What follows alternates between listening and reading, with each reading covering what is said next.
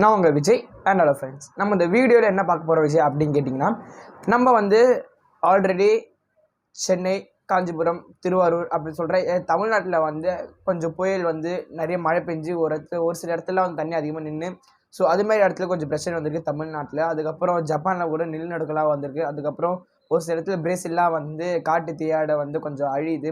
ஒரு சைடு பார்த்தா மழை, இன்னொரு சைடு பார்த்தா வெயில். அதுமாரி இருக்க டைமில் வந்து பார்த்திங்கன்னா, இப்போது அமெரிக்காவில் சூறாவளி காற்று வந்து வந்திருக்கு. அது செம்மையாக வந்து சேதம் அடைஞ்சிருக்கு. நம்ம இந்த வீடியோவில் அதை பற்றி தான் பார்க்க போகிறோம். அமெரிக்காவில் என்ன நடந்திருக்கு, அமெரிக்கா வந்து நடந்த கொஞ்சம் டீட்டெயில்ஸ் வந்து இப்போ நான் வந்து உங்ககிட்ட சொல்ல போகிறேன். ஸோ இந்த வீடியோ வந்து ரொம்ப இன்ட்ரெஸ்டிங்காக இருக்கும். இந்த வீடியோ எல்லாருக்கும் ஷேர் பண்ணுங்கள். அதுக்கு முன்னாடி இப்போ தான் நம்ம சேனல் வரீங்கன்னா, என்னோட பேர் விஜய். நம்ம சேனல் மறக்காம சப்ஸ்கிரைப் பண்ணிக்கோங்க. பக்கத்தில் இருக்க பெல் ஐக்கனும் கிளிக் பண்ணிக்கோங்க. அப்போ தான் வந்து நான் போகிற ஒரு வீடியோ உங்களுக்கு வந்து நோட்டிஃபிகேஷன் வரும். வாங்க வீடியோக்குள்ளே போகலாம்.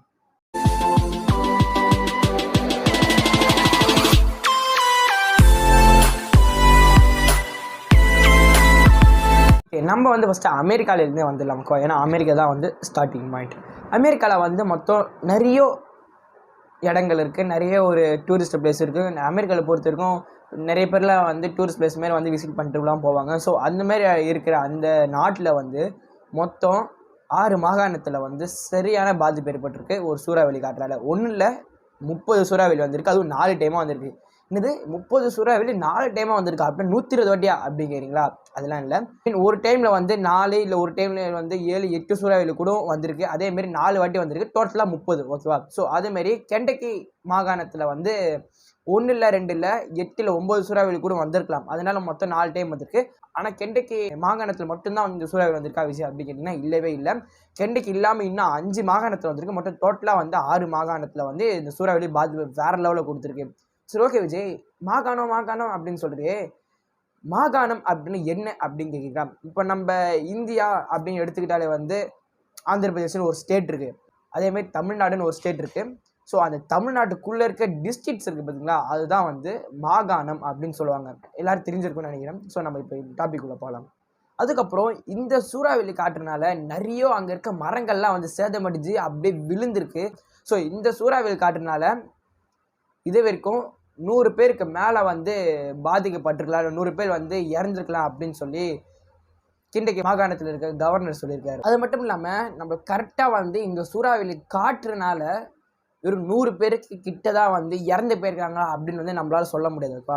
இன்னும் 100 பேருக்கு மேலேயும் கூட வந்து இறந்து போயிருக்கலாம் அப்படின்னு வந்து சொல்லியிருக்காங்க. ஏன்னா இது ஒரு பாதிப்பு வந்து அவ்வளோ இருக்குது. நீங்கள் வந்து இந்த பார்த்தீங்கன்னாவே தெரிஞ்சு, இப்போ அந்த ஃபோட்டோ பண்ண மேலே இங்கே போகிறேன், நீங்களே பாருங்கள். அதை பார்த்தாலே வந்து ஒரு எப்படி சொல்கிறது, ஒரு பெரிய புயல் அடித்து, ஒரு புயல் கூட சொல்ல முடியாது, ஒரு சுனாமி வந்து ஒரு என்ன சொல்கிறதுனே தெரியல. ஓகேவா? ஏன்னா அந்த லெவலில் இருக்குது. இப்போது அந்த 6 மாகாணம் அப்படின்னு சொன்ன பார்த்தீங்களா, அந்த 6 மாகாணோட பேரை நான் சொல்ல போகிறேன். ஃபஸ்ட்டு வந்து கெண்டக்கி, அதுக்கப்புறம் வந்து அர்கன்சாஸ், 3வது வந்து இல்லியான்சாஸ், அதுக்கப்புறம் வந்து 4வது வந்து மிசோரி, அதுக்கப்புறம் டென்னஸ்கி அப்படின்னு சொல்கிற நிறைய மாகாணத்தில், இந்த 6 மாகாணத்தில் நிறைய பாதிப்பு ஏற்பட்டிருக்கு. ஓகேவா? அங்கே இருக்க கார்கள்லாம் வந்து பார்த்திங்கன்னா அந்த காற்றுலேயே வந்து சுற்றி வேறு ஏதோ இடத்துல தூக்கி போட்டிருக்கு. ஏன்னா அந்த லெவலில் இருக்குது இதோட சூறாவளி காற்று வந்து.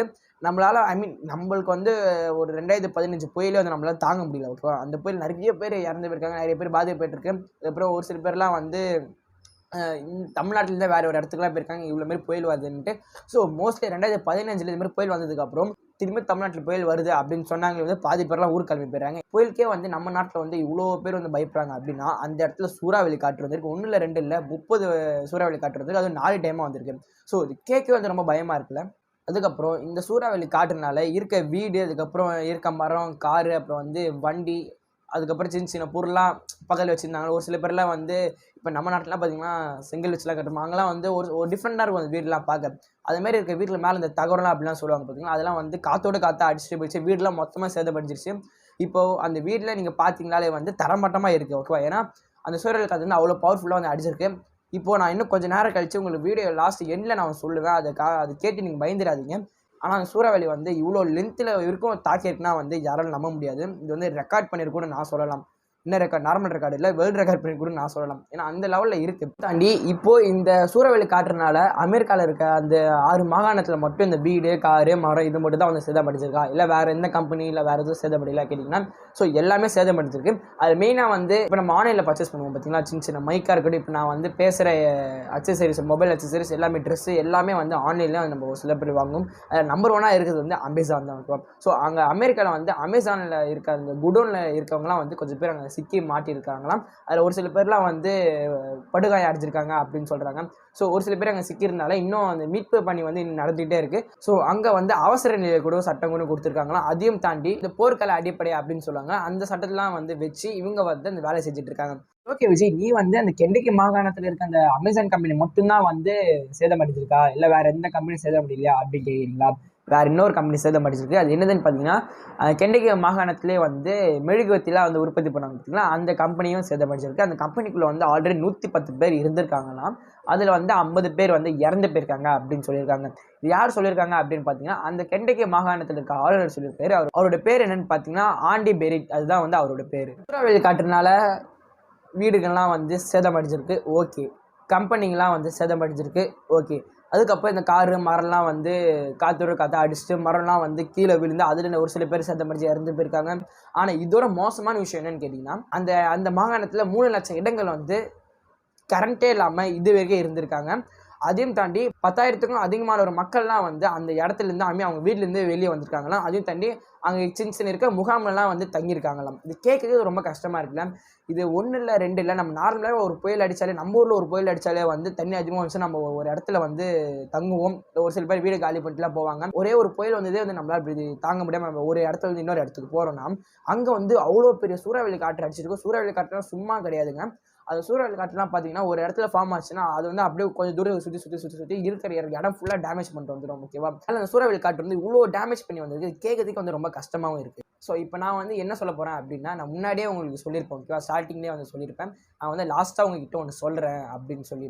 ஸோ அது என்னது அப்படின்னு பார்த்தீங்கன்னா, இப்போது ஒரு புயல், ஓகேவா, ஒரு புயல் வந்து 120 கிலோமீட்டர் ஸ்பீடில் வந்து காற்றடிக்குது அப்படின்னு சொல்லுவாங்க. அதுக்கப்புறம் வந்து அந்தமான்லேருந்து ஸ்டார்ட் பண்ண புயல் வந்து அப்படியே கொஞ்சம் கொஞ்சமாக நான் வந்து ஒரு சில எந்த இடத்துக்கு வேணால் போகலாம். அதோட காற்று வந்து தாழ்வு மட்டம் அது எப்படி வேணால் மாறி எந்த இடத்துல வேணால் போகலாம். இல்லை புயல் வராமல் அந்த இடத்துல கூட ஸ்டாப் ஆகிடலாம். ஓகேவா? ஆனால் இந்த சூறாவளி காற்று வந்து 1 இல்லை 2 இல்லை 3 இல்லை, அந்த ஒரு சூறாவளி காற்று வந்து எல்லாம் ஒன்றா சேர்ந்து 400 கிலோமீட்டர் வரைக்கும் சுற்றளவு இருக்குது பார்த்தீங்களா, 400 கிலோமீட்டர் தூரம் வரைக்கும் இந்த சூறாவளி காற்று வந்து இப்போ அங்கே போய் மொத்தமாக டேமேஜ் பண்ணி வந்திருக்கு. இது கேட்குறதுக்கே வந்து ஐயோயோ நம்மலாம் அந்த இடத்துல இருந்தோன்னா வந்து நம்மளாம் காலியாக இருப்போம் அப்படின்னு தான் வந்து எனக்கு தோணுது. நியூஸ்லாம் பார்க்கும்போது எனக்கு அப்படி தான் தோணுச்சு. நம்மளால் வந்து கொஞ்சோண்டு தண்ணி வந்தாலே வந்து பாம்பு வந்துடுமோ, இல்லை தண்ணி வந்து வீட்டுக்குள்ளே வந்துடுமா, இல்லை வந்து நம்ம குடியிருத்த தண்ணி ஏதாவது மிக்ஸ் ஆகிடுமா அப்படின்னு நம்ம நிறைய பயப்படுவோம். ஆனால் அந்த சூறாவளி காற்று வந்து 1 இல்லை 2 இல்லை 400 கிலோமீட்டர் தூரத்துக்கு வரைக்கும் ஃபுல்லாக ட்ராவல் பண்ணி மொத்தமாக வந்து காலி பண்ணியிருக்குன்னா வந்து பெரிய விஷயம்தான். ஆனால் இது 1925 வந்து 325 கிலோமீட்டர் வரைக்கும் இந்த சூறாவளி காற்று வந்து 1925 வந்து சேதம் அடைஞ்சிருக்கு. இப்போ சொன்ன பார்த்தீங்களா, 2021 வந்து 400 கிலோமீட்டர் போயிருக்கு. அதுவே 1925 அந்த வருஷத்தில் வந்து 325 கிலோமீட்டர் தூரத்திற்கு இந்த சூறாவளி காற்று வந்து சேதம் அடைஞ்சிருக்கு. அதுவும் 1925 அந்த சூறாவளி காற்றுனால எவ்வளோ பேர் வந்து இறந்து போயிருக்காங்க அப்படின்னு பார்த்தீங்கன்னா 745 பேர் இறந்து போயிருக்காங்க. அதுக்கப்புறம் கொஞ்சம் வருஷம் கழிச்சு 2011 வந்து இதுமாரி ஒரு சூறாவளி காற்று வந்திருக்கு. அதுலேயே வந்து 200 கிலோமீட்டர் வரைக்கும் இந்த சூறாவளி காற்று வந்து சேதம் அடைஞ்சிருக்கு. அதில் எவ்வளோன்னு பார்த்தீங்கன்னா 800 பேர் வந்து பாதிக்கப்பட்டு இறந்து போயிருக்காங்க அப்படின்னு சொல்லியிருக்காங்க. ஆனால் இது வரைக்கும் 2021 இப்போ வந்து டிசம்பர் 12, ஓகேவா, இன்றைக்கி வந்து டிசம்பர் 12, நேற்று நைட்டில் இருந்தே வந்து வேறு லெவலில் சூறாவளி காற்றில் வந்து நைட்டோட நைட்டாக மொத்தமாக காலி பண்ணிட்டு போயிருக்கு. அதில் வந்து எவ்வளோ பேர் வந்து காற்றோட காற்று அடிச்சுட்டு எங்கே போயிருக்காங்கன்னு தெரியல. எவ்வளோ பேர் வந்து அந்த மறைஞ்சி இது வரைக்கும் ஓரமாக சேஃபாக இருந்திருக்காங்கன்னு தெரியல. அதுலேயும் தாண்டி இன்னும் எவ்வளோ பேர் வந்து எந்த இடத்துலலாம் சிக்கியிருக்காங்கன்னு தெரியல. எவ்வளோ பேர் இறந்து போயிருக்காங்கன்னு தெரியல. எவ்வளோ பேர் வந்து சின்ன சின்ன அடியினால் எந்த பிரச்சனையும் இல்லாமல் வெளியே வந்திருக்காங்கன்னு தெரியல. ஆனால் அவங்க கவர்மெண்ட் என்ன சொல்லியிருக்காங்க அப்படின்னு பார்த்தீங்கன்னா, இது வரைக்கும் நாங்கள் எடுத்ததில் 100 பேர் வந்து இறந்து போயிருக்காங்க, கொஞ்சம் பேர் பாதிக்கப்பட்டிருக்காங்க. ஆனால் வந்து நாங்கள் எடுக்க வந்து எவ்வளோ பேர் வருவாங்க, எவ்வளோ பேர் பாதிப்பு ஏற்பட்டிருக்கு அது எங்களுக்கு தெரியல. ஸோ எங்களுக்கு வந்து ரொம்ப பயமாக இருக்குது அப்படின்னு சொல்லியிருக்காங்க. நான் இப்போ சொன்னேன் பார்த்தீங்களா, 2021 சூறாவளி காற்று அமெரிக்காவில் வந்திருக்குல்ல, இது வந்து 400 கிலோமீட்டர் தூரத்து வரைக்கும் போய் ஃபுல்லாக சுற்றி மொத்தமாக காலி பண்ணிருக்குல்ல, இது வந்து ரெக்கார்ட் படிச்சிருக்கு. ஏன்னா இது வரைக்கும் 1925 வந்ததும் 2011 வந்ததோட இது வந்து ரொம்ப அதிகமாக வந்து கிலோமீட்டருக்கு கணக்கில் வந்து ரொம்ப பாதிப்பு ஏற்பட்டிருக்கு. ஆனால் அந்த வருஷத்தில் வந்து கொஞ்சம் அதிகம் 700 பேர்கிட்ட 800 பேர்கிட்ட இறந்து போயிருக்காங்க. ஆனால் இன்னைக்கு வந்து இவங்க எவ்வளோ பேர் வந்து இறந்து போயிருக்காங்கன்னு தெரியல. இவங்க வந்து காப்பாற்ற மட்டும் தான் தெரியும். யார் யார் இறந்து போயிருக்காங்க, யார் யார் வந்து உயிரோடு இருக்காங்கன்ட்டு, எவ்வளோ பேர் சிக்கியிருக்காங்கன்ட்டு. அதையும் தாண்டி அமெரிக்காவோட அதிபர் என்ன சொல்லியிருக்காரு அப்படின்னு பார்த்தீங்கன்னா, ஜோ பைடன் அவர் என்ன சொல்லியிருக்காருன்னு பார்த்தீங்கன்னா, இந்த 6 மாகாணத்தில் வந்து இருக்க கவர்னர்லாம் வந்து இதான் பிரச்சனை, இதான் உதவி அப்படின்னா வந்து என்னை டேரெக்டாக வந்து கான்டாக்ட் பண்ணுங்க, நம்ம கவர்மெண்ட்னால முடிஞ்சது நான் செய்கிறேன் அப்படின்னு சொல்லி அமெரிக்கா அதிபர் வந்து சொல்லியிருக்காரு. இதில் வந்து ரொம்ப கேட்குற சந்தோஷமான விஷயம் எதுன்னு கேட்டேன். இப்போ லாஸ்ட்டாக சொன்ன பற்றி இதுதான் வந்து ரொம்ப சந்தோஷமான விஷயம். ஏன்னா இந்த மாரி விஷயத்தில் வந்து எல்லாரும் ஹெல்ப் பண்ணுவாங்க. ஆனால் அவங்க டேரெக்டாக வந்து கான்டாக்ட் பண்ணுங்க அப்படின்னு வந்து சொல்லியிருக்காங்க. ஏன்னா அதுதான் வந்து ரொம்ப பெரிய விஷயம். ஓகேவா? ஸோ இந்த வீடியோ வந்து நான் முடிச்சுக்க போகிறேன். இந்த வீடியோவில் உங்களுக்கு என்ன தெரிஞ்சது? இப்போ நான் வந்து உங்ககிட்ட என்ன கொஸ்டின் கேட்க போகிறேன் அப்படின்னு கேட்டிங்கன்னா, நம்ம நாட்டில் வந்து தமிழ்நாடு அப்படின்னு எடுத்துக்கிட்டாலே வந்து புயல் வந்தால் வந்து ஒரு சில இடத்துல தண்ணி நிற்கும்பா அப்படின்னு சொல்லி நம்ம நிறைய பேருக்கு தெரியும். இப்போ அந்த எந்த இடத்துல தண்ணி நிற்குதோ அவங்களாம் வந்து வேறு ஏதோ ஒரு இடத்துக்கு ஸ்டேட்டுக்குலாம் வந்து ட்ரான்ஸ்ஃபர் ஆகிட்டு போயிடுவாங்க. இல்லை வந்து அவங்க பக்கத்து ரிலேட்டிவ் வீட்டுக்கெலாம் போயிடுவாங்க. ஸோ அதுமாரி வந்து ஒரு புயல் வந்து மழை பெஞ்சு அவ்வளோ தண்ணிலாம் வந்து நிற்க போகிறதே நமக்கு வந்து அவ்வளோ வந்து பயந்துட்டு இருக்கோம். அதுக்கப்புறம் வந்து ஒரு இடத்துல இருந்து இன்னொரு இடத்துக்கு போயிட்டுருக்கோம். ஆனால் அமெரிக்காவில் நடந்த இந்த சூறாவளி காற்று மாரி நம்ம நாட்டுகள் சப்போஸ் வராதுன்னு வச்சுக்கோங்க, நம்ம நாட்டுக்கு இல்லை நம்ம ஸ்டேட்டுக்கு வந்ததுன்னா நம்ம எல்லோரும் என்ன பண்ணுவோம்? அதை வந்து கீழே கமெண்ட் லீவ் பண்ணுங்கள். நானும் தெரிஞ்சுக்கிறேன். இந்த வீடியோ பிடிச்ச லைக் பண்ணுங்கள், ஷேர் பண்ண மறக்காம சப்ஸ்கிரைப் பண்ணுங்கள். இதோ நாளைக்கு இன்ட்ரெஸ்டான வீடியோ உங்களுக்கு நான் ஷேர் பண்ணுறேன். தேங்க்யூ.